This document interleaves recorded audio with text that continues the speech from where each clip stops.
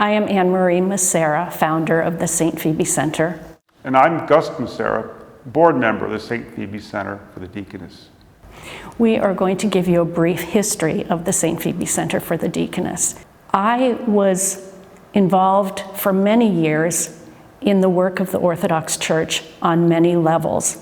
At one point, there was a call for papers from the University of Leeds about lay ministry in the Orthodox Church. I sent in a proposal, and my proposal was accepted.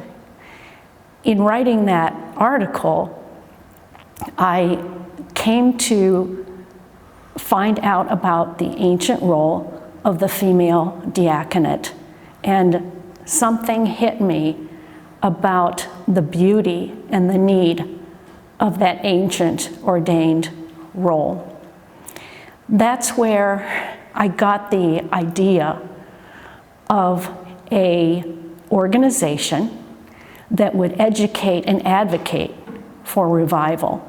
I went to my former priest and a colleague who was part of the Orthodox Church, and I asked the question, do you think this is possible? In this day and age, with the technology that we have to spread the word, is such a thing possible? And they said yes.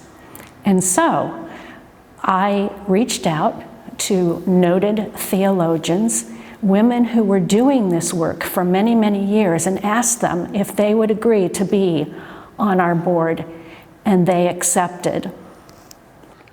So after this initial inception of St. Phoebe, the first year after this, in 2014, we held our first conference in New York City at the Union Theological Seminary.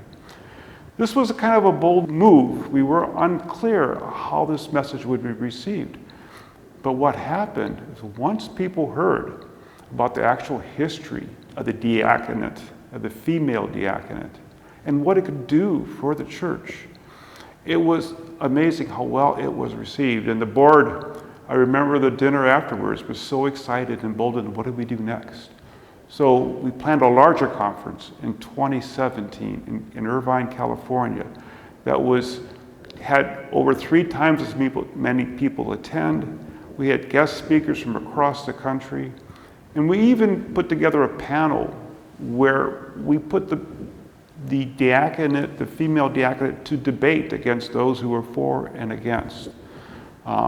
Somehow or another, it was very sidedly one for the four, but it was interesting to hear what people had to say on the opposition. And that helped us in our going forward, how to form our message, how to put it in the context that it would help alleviate the fears and misunderstandings that people had. So since then, we've done additional conferences.